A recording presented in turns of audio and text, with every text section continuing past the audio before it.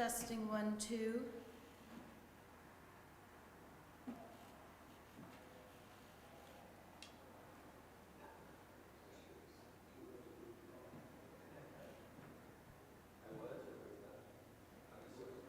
Testing 1, 2.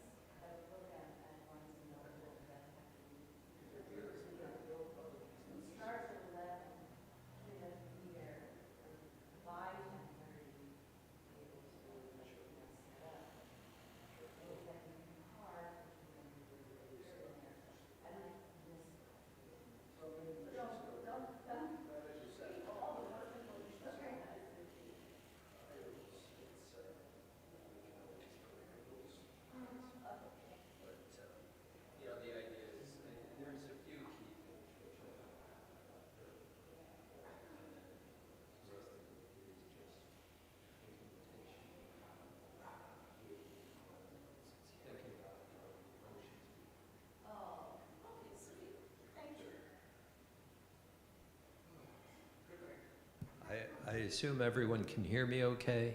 I don't think I need the microphone. I don't think the microphone is on. I can get you more. I don't think anyone will have a problem hearing me anyway. Yeah, It's for the, Is it live stream? yes. Okay, yeah, so you need to use the microphone. It's on. okay, so I just need to speak closely to the mic. Okay. Let me help you. I'll raise the Well, I think I'll wind up holding it so I can move around a little bit. We have to introduce you. Pardon? We have to introduce you. Who does that? I'll do it. Okay. So you're going to use your radio voice. Okay, we have more people coming. That's the sign on the street.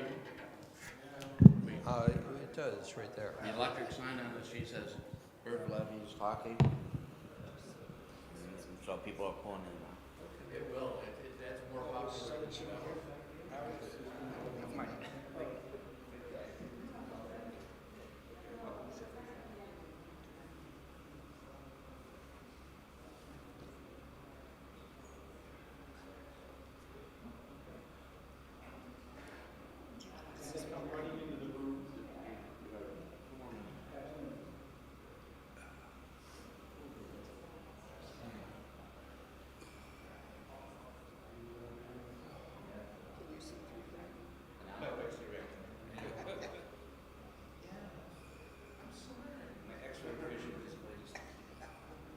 And I'm not transparent.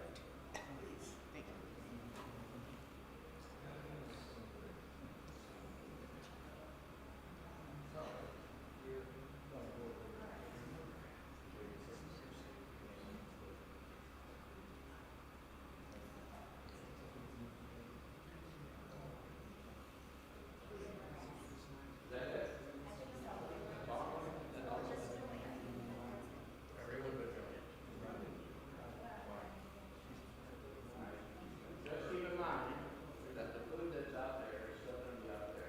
You don't need to build that. As long as you want lots of stuff. So take, after the program. Come back and do that.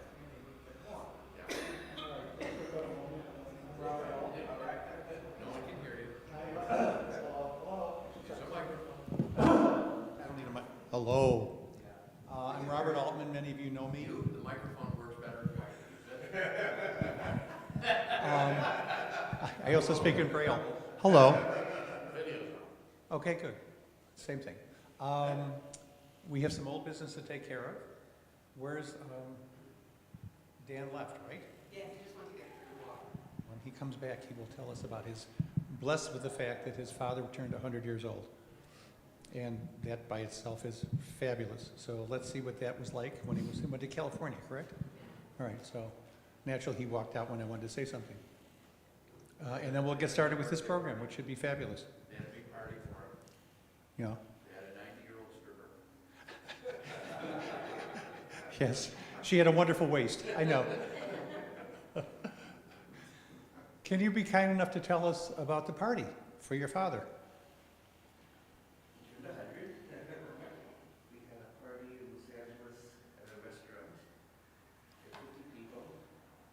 My father was not the oldest person there. Oh my He God. wasn't the second oldest. He was the third oldest. And the fourth oldest was 3 months younger. There were people there I hadn't seen in like 50 years, so that was fun. People introduced themselves like, "Hey, so-and-so." Oh, yeah. But yeah, it was fun. Very nice. Video. How old was the oldest person? Yeah, that's really, how old was the oldest person if he's 100? Close to that, 103 or something. Oh, yeah, yeah, when you get to that age. All right, this should be a very interesting informational program. I'm interested in learning about it. Please, I turn the microphone to you. Thank you, Bob. Good morning. I'm Irv Levy, at the Executive Director at the Foundation for Jewish Philanthropies. We're going to talk about some of the various charitable vehicles that the Foundation's using. First of all, time check. What time should I stop talking? I need an answer. 10:30. All right, 10:30. Or when I'm the last one not listening. I'm happy to, so I'm going to go fairly quickly through this, and we're going to just talk about how to maximize what the foundation does. I don't consider myself to be a fundraiser. I'm not really a nonprofit person, although I've been there now for 7 years, so I can't use that excuse anymore. But my background is I'm an accountant. And when I'm working with folks at the foundation, I don't view myself as trying to convince anyone to do anything. I view myself as a consultant. Let's talk about what you'd like to accomplish, and we're here to help you accomplish that. We're here to help you maximize the leverage, the tax efficiency of your charitable giving. I'll give an example. Yesterday, or not yesterday, Friday, someone called. They said, "We're going to be sending you a charitable gift, $20,000. I said, "Okay, that's very, very nice, and we're thrilled to be able to help you with that." I said, "Are you sending a check?" And they said, "Yes." I asked the question, "Well, do you have highly appreciated stock?" He said, "Yeah, I've got some very highly appreciated Apple stock, but I like Apple. I don't want to sell it." I said, "Well, what's your cost basis in that Apple?" Well, on $20,000, the cost basis was about $4,000. The stock had skyrocketed. I said, "Well, why don't you donate the Apple stock instead of donating the cash? This way, you'll get the same $20,000 charitable deduction, but you're going to avoid $16,000 of capital gain income.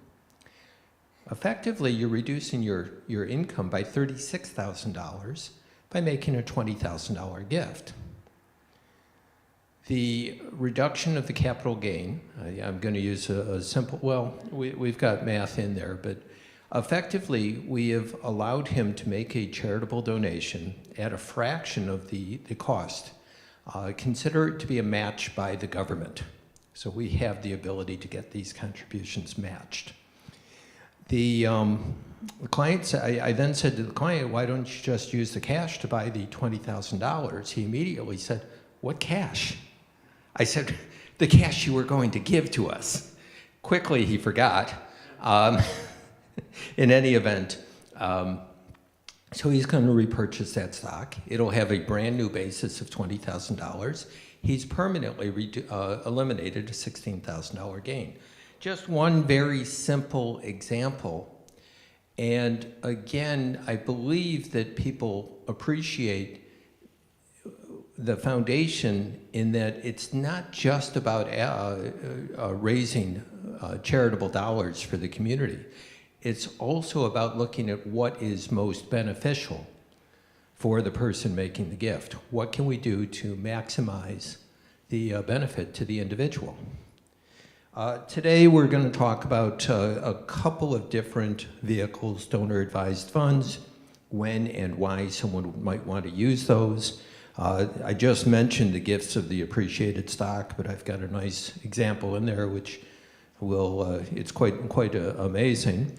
The use of qualified charitable distributions from IRAs and the use of charitable remainder trusts. We'll then give an example of just how these permanently endowed funds preserve your legacy. As we're going through this, and again, I know my hard stop time, 10:30, please feel free to ask me questions. So when looking at assets for charitable giving, hopefully I didn't lose that. When we're looking at the assets for charitable giving, typically I share with people the most inefficient asset to give away is cash. However, when we're looking at annual giving, people typically look at their annual giving. How much cash do I have in my checking account? What's my cash balance? What can I readily put my hands on?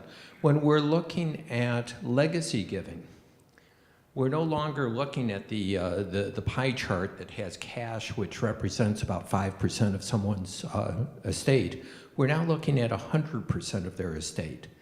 And when we're doing legacy giving, we're structuring this at a time when you no longer have a use for the asset. You didn't spend, your kids were fine, you paid for the kids' college, you didn't spend it on health care, you didn't spend it on nursing homes. This is the money that was left after you've done everything you need to do in your lifetime. So the barrier to, I don't know what I can do for the community, that's removed. Now we're talking about giving assets at a time that you have no use for them. In my own family, when we looked at, my wife and I, we looked at our estate. Originally, we had our 4 kids getting 25% of our assets. We changed that because we had a family meeting. It may sound a little corny, but we had a family meeting. We had the kids around the table. We said, here's where we're at today, but we have a lot of extended family. We're from this area. We have a lot of very good friends. We have some neighbors that we love dearly. Doesn't it make sense, as we're thinking about leaving assets, not only to think of our family, but to think about the community? So instead of leaving 25% to each of the kids, with the kids' permission, we left 10% to the community. And we did it in a way that there will be a permanently endowed fund, we'll talk more about those later, that will allow the kids to get together one time per year and decide how to spend this money. We've passed along the tradition of L'Adore Vador. We're teaching our kids about tzedakah. They'll have an opportunity to improve the world. And at least one time per year, hopefully our kids will get together and talk about something and do something together. So that was the excitement for us. But looking at the assets for charitable giving, cash is the least efficient. Typically, people are complicated transactions. The foundation can work with taking closely held business interests, real estate, personal property. We actually can do bargain sales. Those are very complicated transactions. Less complicated, a ton of securities donations this year. People are worried about the stock market. They want to lock in gains. They're putting money into a donor-advised fund. They may be funding it with several years' worth of donations. So what is the advantage of a donor-advised fund? You can put the money in there today. You can get the tax deduction today. You can lump your tax deductions into a single year. Many people under the current tax law don't itemize because they don't meet the threshold. It may get easier to itemize in the new legislation, which I'll try and talk about for a moment or two. But what they'll do is they'll put 3-4 years worth of charitable donations into a donor-advised fund. They'll then make those distributions out over the next 3 or 4 years. They'll itemize in this year. They won't itemize for the next 3 or 4 years. Then they'll repeat this down the road. What happens to that money? We have a choice. If it's a significant amount of money, we don't want it sitting there in a checking account. People have the option to invest in an Israel bond portfolio. They can invest in money market. They can invest in a balanced stock portfolio. So that income goes again to increase the charitable giving that they can do down the road. The use of life insurance, we do a little bit of that. What we have found, and there's studies on this, wealthy people live longer than poor people. We know this. And that's because obvious things, better access to health care, better diet, more educated approach to managing their health. But philanthropic wealthy people have been determined to live longer than just wealthy people. Why? Probably the outlook on life, their outlook, the internal endorphins that are released, the internal, just the way their body manages itself. So wealthy people live longer than poor people. Philanthropic wealthy people live longer than wealthy people. And the foundation has a life insurance pool. We have certain people that donate life insurance to the foundation. The average life expectancy of the people in that pool, 96. So if you want to live a very, very long time, be wealthy and buy an insurance, be philanthropic and buy an insurance policy and name a charity as the beneficiary. The retirement assets, we're going to talk about this a little bit more, but that's one of the most effective, tax-efficient assets to give.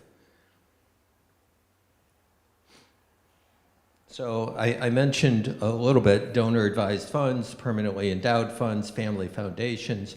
We've had a number of family foundations that it's very complicated to administer a family foundation. Two phone calls on Friday where people that have a family foundation said, I am just tired of the audit, the accounting, the year-end filing, and we can effectively mimic a family foundation at the Foundation for Jewish Philanthropies and eliminate pretty much all of that administrative burden.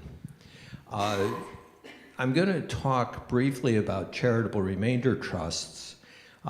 We have done charitable lead trusts. Those aren't as efficient when interest rates are high. They were very, very efficient when interest rates were low. Interest rates are coming down. And charitable gift annuities, while we can do it, I generally don't recommend it. Why? Because we have to go out and purchase that annuity. We don't make money off of that. We're facilitating a transaction. But the last time I did this, which was just 6 months ago, I did 2 illustrations. Here's a charitable remainder trust. Here's a charitable annuity. They were giving up so much of the upside for that guaranteed annuity amount that it didn't make sense. They utilized a charitable remainder trust instead, which also pays out an annuity payment.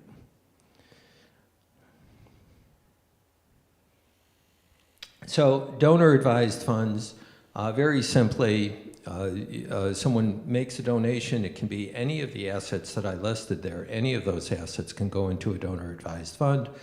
The foundation will hold the money. Over periods of time, the donor will indicate where you want the money distributed, and we'll make the distributions for you. The big value, we can take appreciated stock. That's the most common asset donated into a donor-advised fund, and you can eliminate the capital gain on that stock. Here's an example, and actually this is a real-life example. I may have, I've showed someone $1 million gift.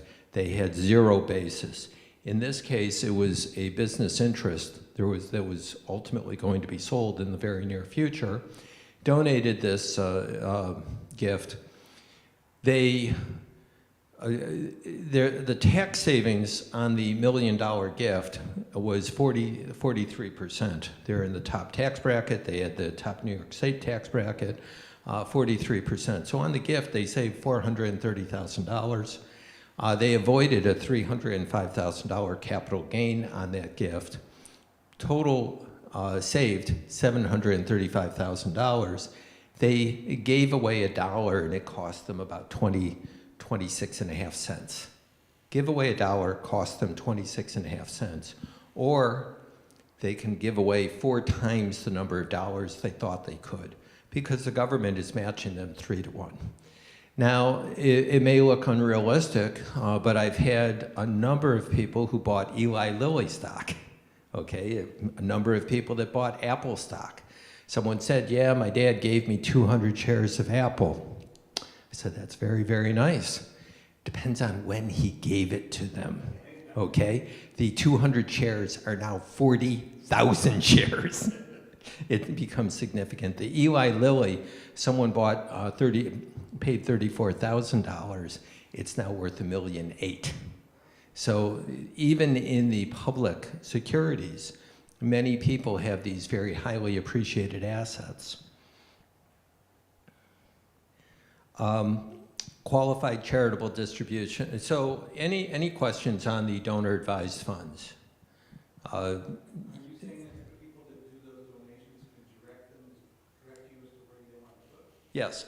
Yes, so they make a one-time donation to the Foundation for Jewish Philanthropies. We set up a fund for them. Depending on how long the money will be there, we either keep it in cash or we invest it. And they can make distributions as small as $100 for as long as the fund is active. So they could give you a program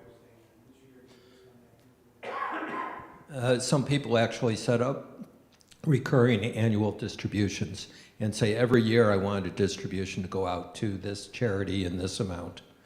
Dan, you had a question?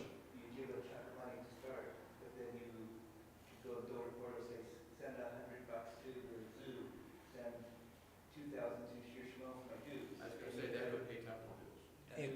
It can pay temple dues. It cannot pay a legally binding pledge, but even Federation where you've pledged the money, it's not necessarily a legally binding pledge.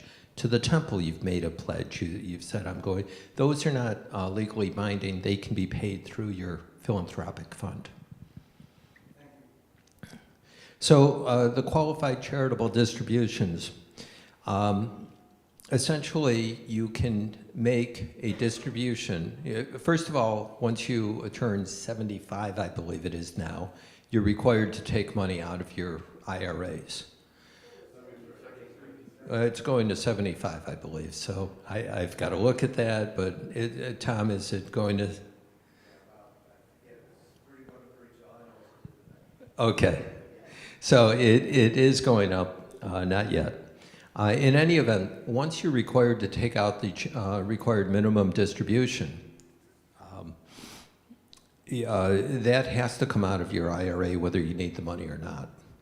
If you don't need the money and you're charitably inclined, you can direct up to $108,000 per person per year, anyone over age 70 and a half that has an IRA, you can direct that money to a qualified charitable distribution. It avoids, it sidesteps your tax return, and generally it's more tax efficient to do a qualified charitable distribution than to pick up the income on your tax return and then take a charitable deduction for the donation you're going to make. Because again, at that point, you're making a donation of cash, which is one of the last assets we want to accept. We'd rather do something that's better tax leverage. I did a very, very simple calculation.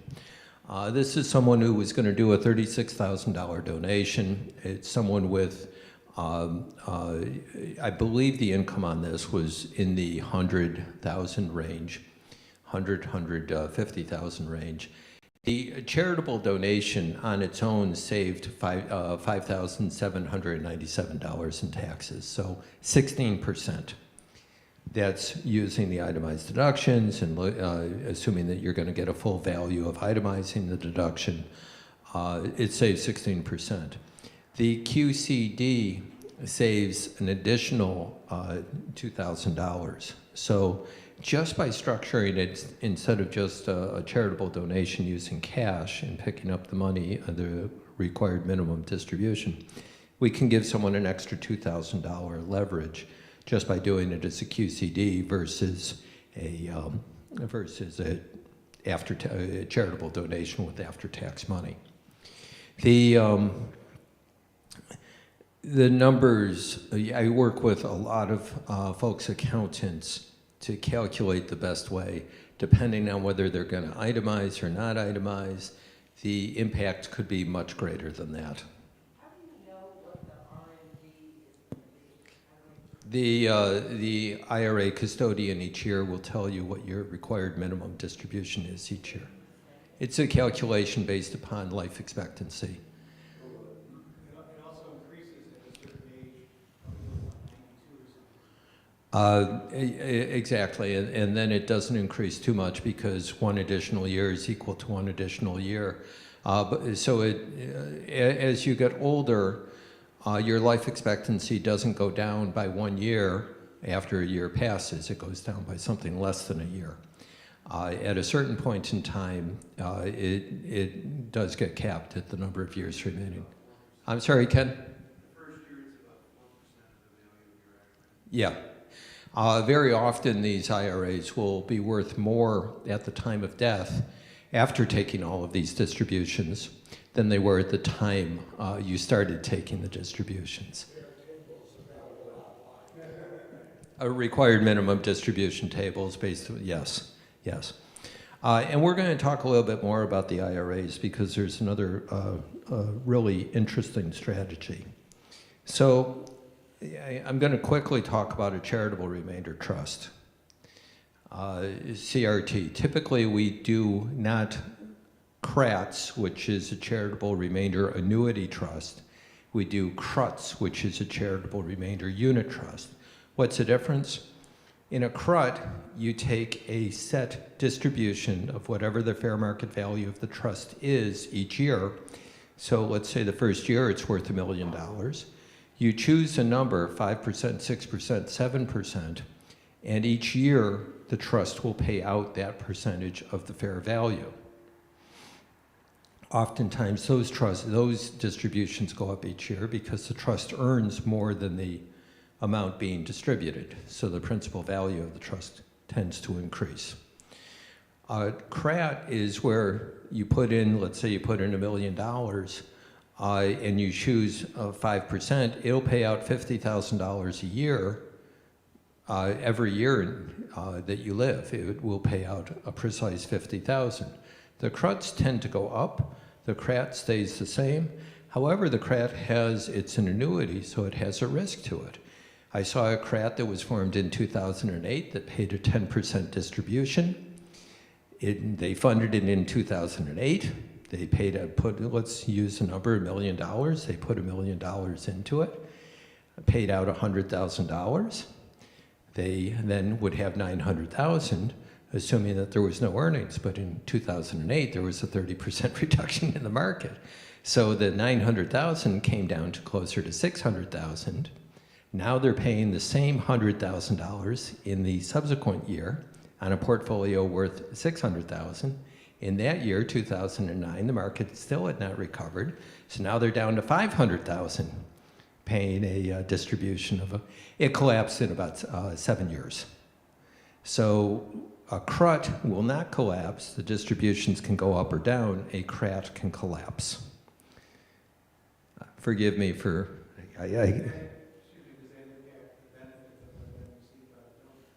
Well, these are called split interest trusts, meaning that the interest is split between a income beneficiary, which is the donor, and the charitable remainder beneficiary.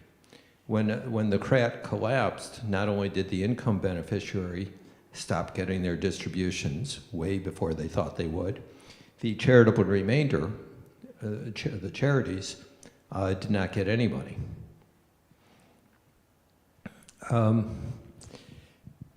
Essentially, as I say, they're split interest trusts. The grant, initially, you put money into the trust will then pay a distribution to the income beneficiary for a lifetime. At the time of forming the trust, the donor, the income beneficiary, gets a tax deduction for the charitable remainder. So you're getting a deduction on money that you're not going to give away for decades. Some of these CRUTs last 50 years. You're going to get a tax deduction for money you're not going to give away for decades. And you're going to get an income stream based on 100 cents on the dollar, not the after charity deduction or charity amount. In these, again, and actually this is another illustration I did for someone using Eli Lilly. They funded it with, they absolutely wanted to diversify out of the Lilly. They wanted to sell it. We did a comparison of if they sold the Lilly versus if they used a charitable remainder trust. In this case, the net present value of the cash flow, $1.3 million on the $1.8 million, the net present value of the cash flow would be $1.3 million if they just sold the stock, paid the tax, and reinvested in a diversified portfolio. If they use the charitable remainder trust, the net present value of their distributions goes up by $50,000. They're getting $1.35 million.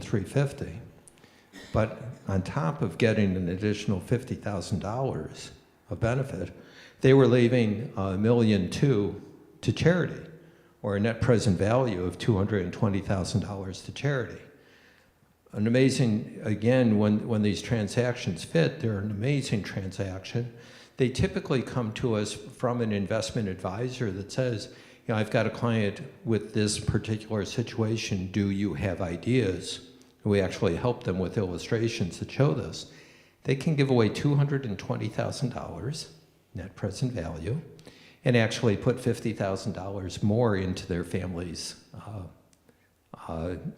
pocket. It's a remarkable way of being charitable.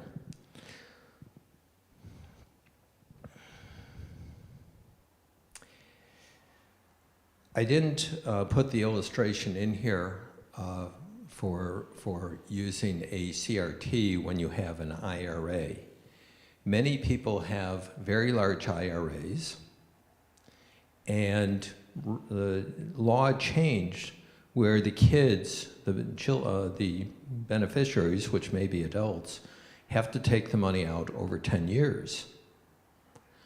We can put the IRA proceeds into a charitable remainder trust, and we can now distribute over the children's lifetime.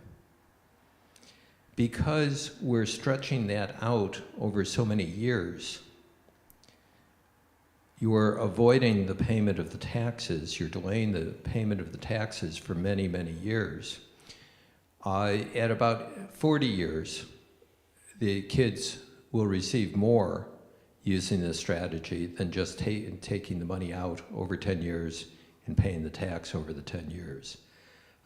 After about 30 years, they're getting about 90% of what they would have gotten anyway, but the charity is getting about 40% more.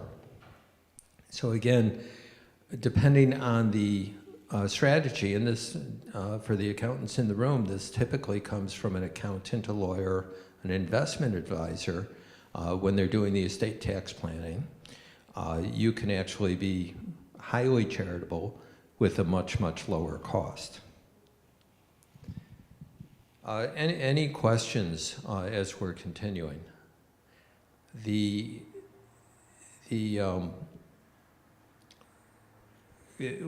have done a tremendous number of these trusts over the last few years. The dollar amount is quite staggering, actually. And that's an opportunity for people, again, to be charitable when they no longer have a need for the money. When we're looking at legacy giving, yeah. Just one question on the CRT. After it's established, the amount of money that's designated to go out like yearly, can that be adjusted after the trust is established, or is it fixed? That's fixed. What it is you pick a percentage, 5, 6, 7%. Typically, those are the most common numbers. You can't change that percent. What changes is the annual distribution, because the value of the trust may go up, may go down. Again, when do we use these trusts? When people have a highly appreciated asset that they'd like to diversify out of. Could be a piece of real estate, it could be a closely held business. They pay no tax at the time of the sale. And then they can reinvest the full proceeds and take the distribution out over many years.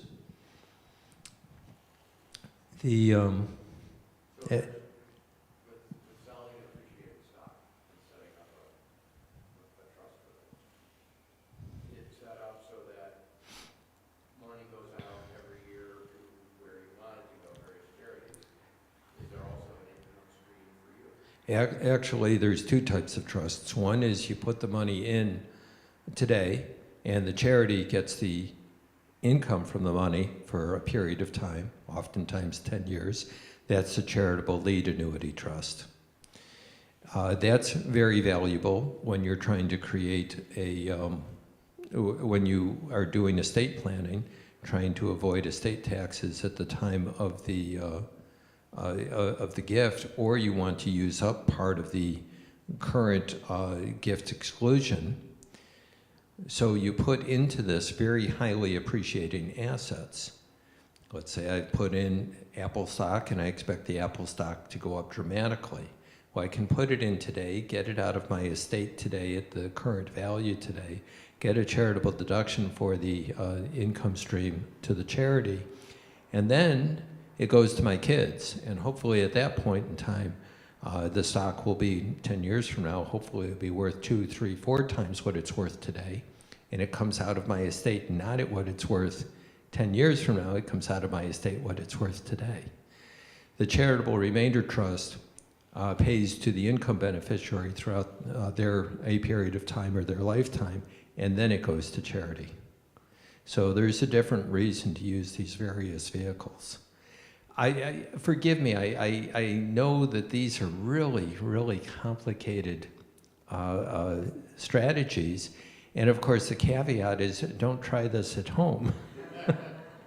This is where you may have ideas to go to your accountants and your lawyers and ask questions. And what the foundation will do is we will assist the accountants and lawyers in answering some questions, including doing some of the financial illustrations behind this. But we don't practice law, accounting, investment advisory. We serve only as a consultant to offer guidance to the paid professionals that maintain the malpractice insurance for doing such services. I've got a couple of interesting stories. Does anyone know the story of Alfred Nobel? I know at least one person knows the story of Alfred Nobel. Alfred Nobel died in the late 1800s. About 10 years before he died, his brother Ludwig died. And the French media thought that Alfred died. And they wrote a scathing obituary. Thank God the Merchant of Death is dead. He didn't leave a minute too soon. We're not going to miss him. Alfred invented dynamite, which was a military weapon, not a construction material. And Alfred was responsible for more death and destruction in the world than anyone since Genghis Khan. So Alfred read this obituary, and he said, this is not how I want to be remembered. So he created something called the Nobel Academy, most notably the Nobel Peace Prize. And Alfred is now known as the greatest advocate for the advancement of humanity, in particular peace, not war, as opposed to his pre-death obituary. So and actually, I don't think this will work because I'm not online. But this is another example of someone in our local Jewish community. He set up a fund about 100 years ago, 1917 actually. And he is, this fund is still making distributions. He said, I want to bring joy to the world. I want to provide something that will bring a smile to the face of a child or their elder.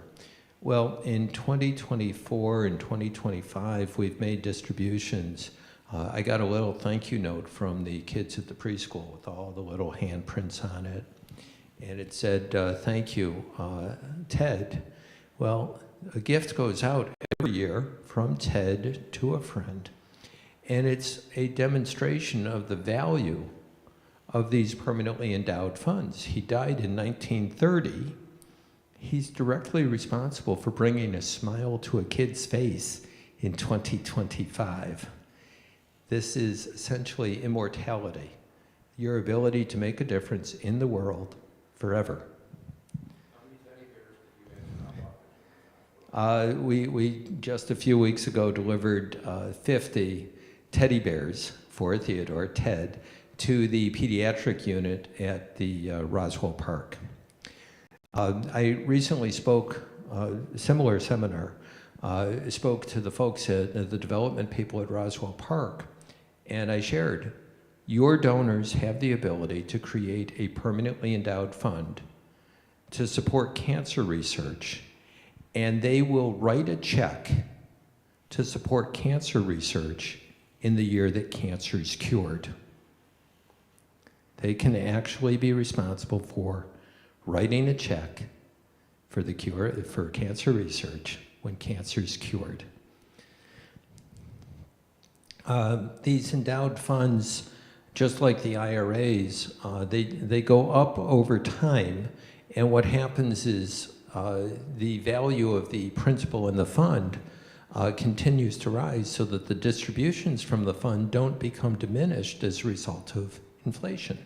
So if you set up a fund today with $100,000 and it distributes $4,000, 40 years from now, or in this case, 20 years from now, the fund will have $131,000 in it, and it'll be distributing the inflation-adjusted value of what the $4,000 would be today. Your gift maintains its impact.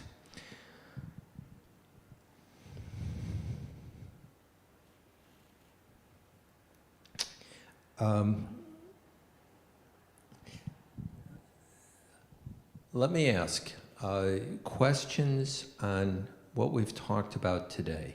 Do you have a more detailed presentation you sent us? I would ask you to reach out to me to see which piece of it you'd like a detail on. Specifically, when we're talking about the trusts, I do have illustrations that show different things. One is using an IRA, one is using a highly appreciated stock.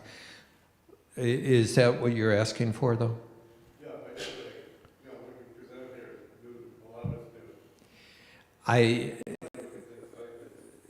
do. As I say, the illustrations that go behind these are probably 20, 30 pages long.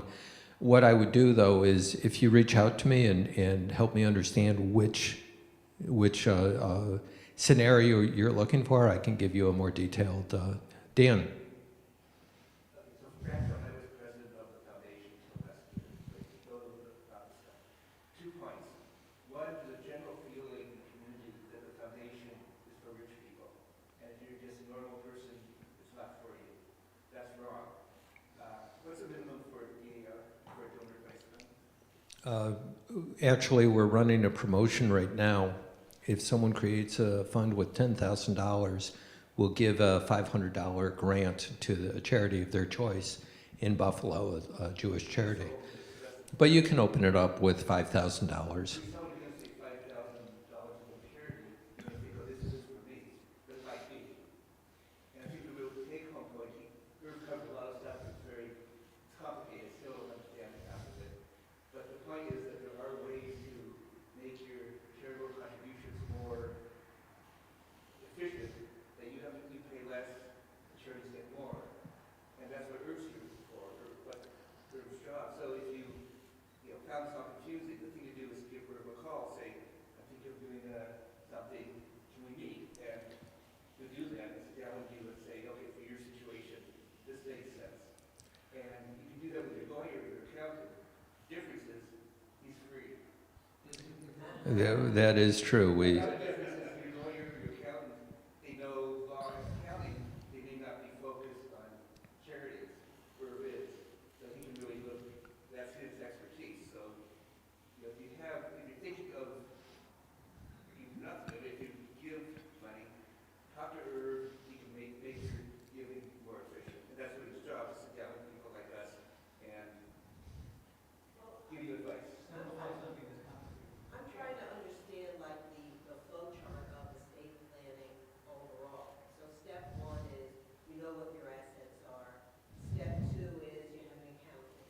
Step three is an estate plan. Most of us are not going to exceed the $26 million of assets and be subject to the federal estate taxes. New York State, it's about 12 or 13 million, I believe. Most of us don't need to worry about estate taxes. What we're really focused on is what do we want to do for our kids? What would we like to do for others beyond our kids, which could be the community or not, could be others. When the accountant and attorney is looking at the whole estate, they'll look at, should you use a trust to avoid probate, which makes things a little bit simpler. When I talk about efficiency in giving, if you have a choice of giving an asset out of your estate versus naming a charity as a beneficiary of your IRA, much better leaving a charity a piece of your IRA. If you leave your kids your estate, anything in your estate, it gets a step up in basis, meaning the kids don't have to pay any income tax on it. If you leave the IRA to your kids have to pay income tax on that. So instead of leaving assets out of the estate, saying I'm gonna have my estate go to this one, this one, this one, this one, and then a charitable bequest out of the estate, if you have an IRA, name the charity as a beneficiary of the IRA, that does not pass via your will. So better to name a charity as a beneficiary of your IRA than to name a charity as a beneficiary of your will. That's so in dealing with that, that's something we all have to deal with. We don't have to deal with the estate tax, most of us, but we do want to maximize what's going to our family and maximize what we can give to charity. It depends on who you have the closest relationship with. Often people will start with their accountant because they meet with them every year to do their taxes. When I was practicing accounting, I always asked, well, what are you doing with life insurance, disability insurance? What are you doing with, do you have a will? Have you thought about your estate plan? Typically, the accountant will take it to a point, then the attorney will take it to the next point. But it depends on who has the closest relationship with you and who's most proactive about looking out for your holistic well-being, not just your will. Doing a will is not enough. Doing the will, you have to understand what are the goals. Could be any of your financial advisors. Very, very often it starts with the accountant. I say that because I'm an accountant. If I was an attorney, I'd say it mostly starts with the attorneys. Yeah. So let's assume you had 100% you're talking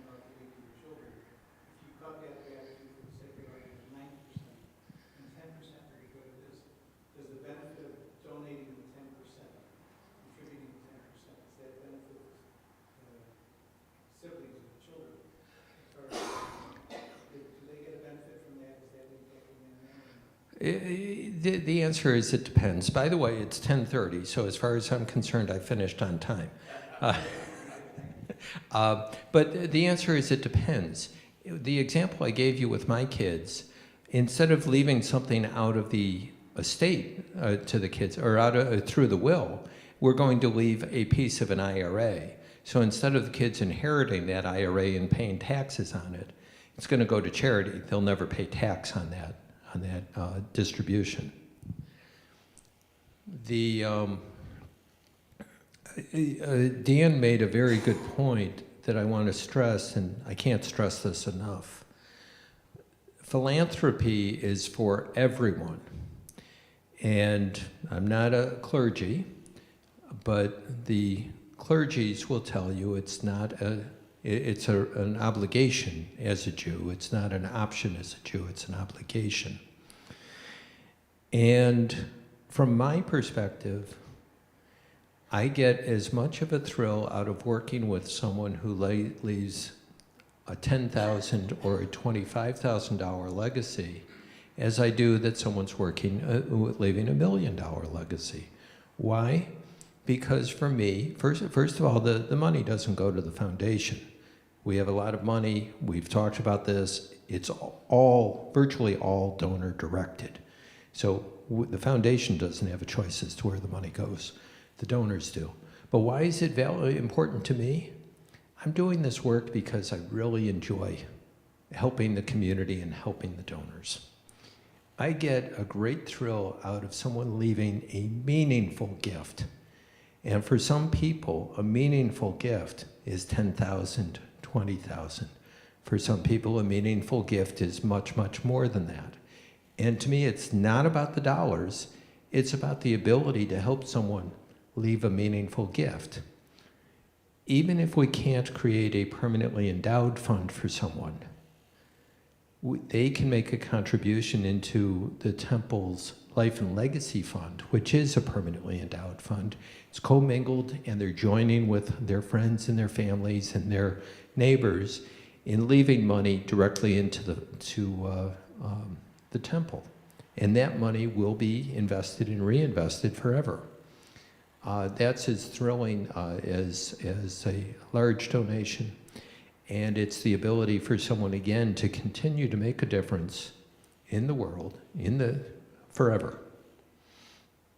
So I'll stop now, and we can, you can have some more coffee and food, and whoever made the latkes, they were spectacular. So thank you. I'm not sure who made those. You probably know, Bob. Thank you for sponsoring. Wonderful. Thank you. Thank you, everyone. That was very informative, and again, if you have tax issues, if you're going to take a big distribution and there's somewhere instead of paying taxes on all that money, there's basically a fund that best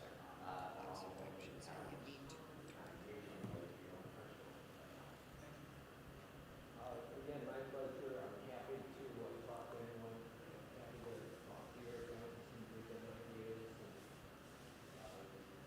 All of this is not about raising money. It's about us helping you accomplish your philanthropic mission, whatever that may be.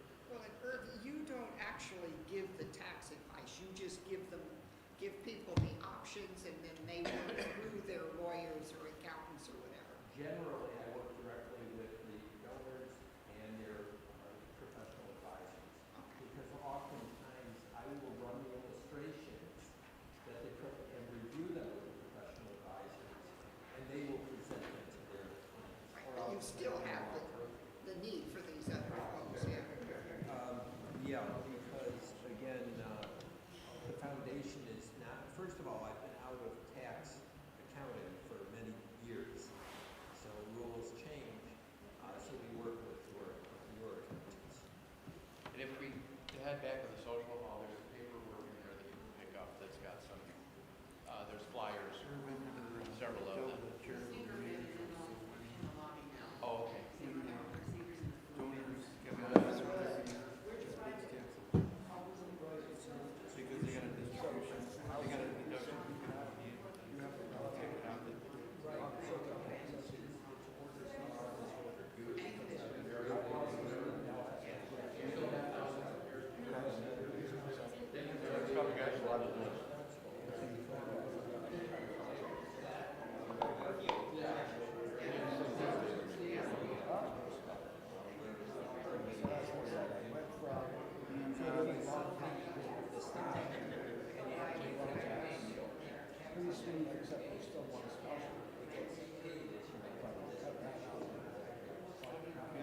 I don't know, You know, you were making the point that cash is not the best option. And I don't know if this is a new law, but I was looking at these qualified charitable deductions, and it said something in this new big beautiful bill, something. No, but that if you were taking a tax deduction for a charitable deduction, those charitable deductions can only start after some percentage, like 5% of your income. Is that new? I don't know how to find it.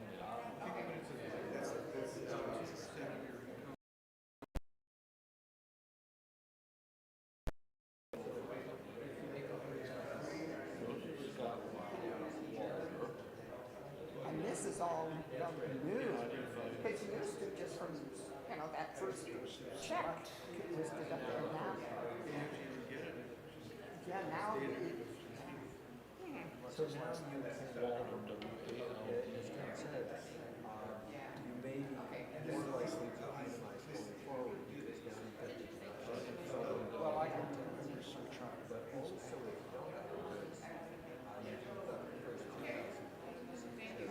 which used to be zero. No, that's not. So it's just before. This is started by tax attorneys, tax accountants. Make it complicated.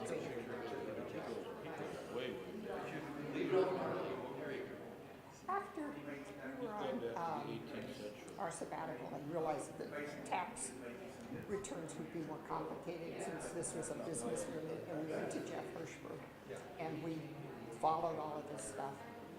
And Stuart asked him, are you worth it? Because Stuart was doing all of this stuff. And he says, well, you're coming to me, aren't you? So we stopped doing it. But it gets so complicated. I'm on this street.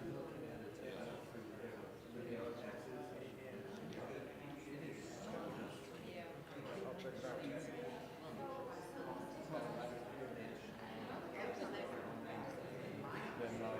But the sucker are the, he's on my grandfather's street, my maternal grandfather. I told you about Stuart Boger. Boger, B-O-G-O-L. He is my, he's the sucker. I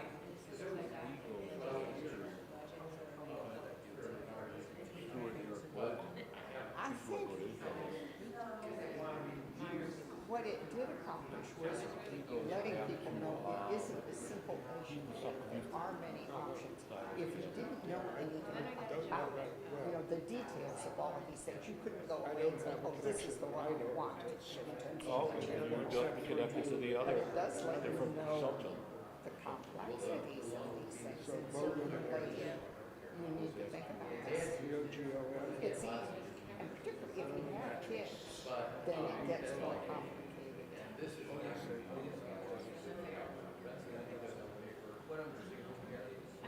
On my tree, I have Rachel Stewart. Stuart, Rachel is his sister, and his father. He was born. Well, I don't think there are too many people Came who with a baby. think apparently are.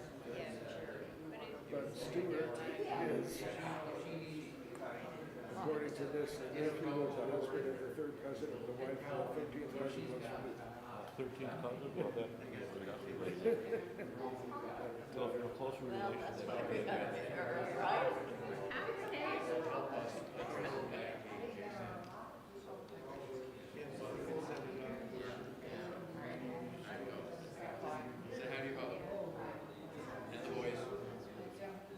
Herb, thank the you. other side of the family, I'll talk to you. so this is where they come from.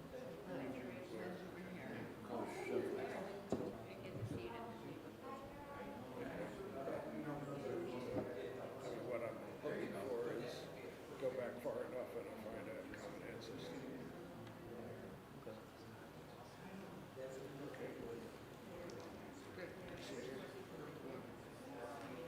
Irv, thanks. It's been fun.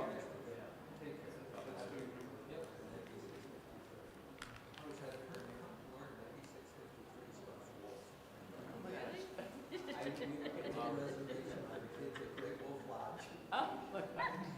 had the number for like 30 years. I never knew it spelled wolf.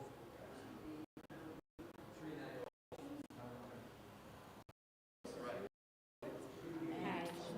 Good. I know. Yeah. Didn't we, Yeah, we just, yeah. So my question is about my sister who's in Berkeley. And could she work with you if she tried to persuade her? Are you allowed to work out of state?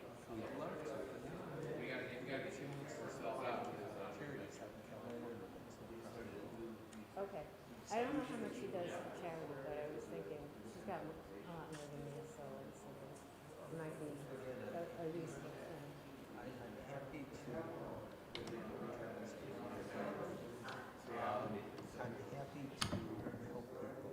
any way I can. Okay. Typically, I was here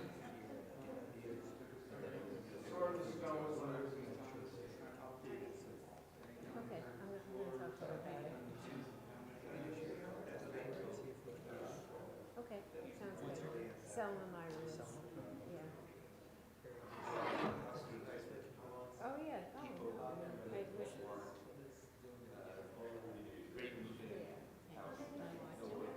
Yeah. Now we're all friends already.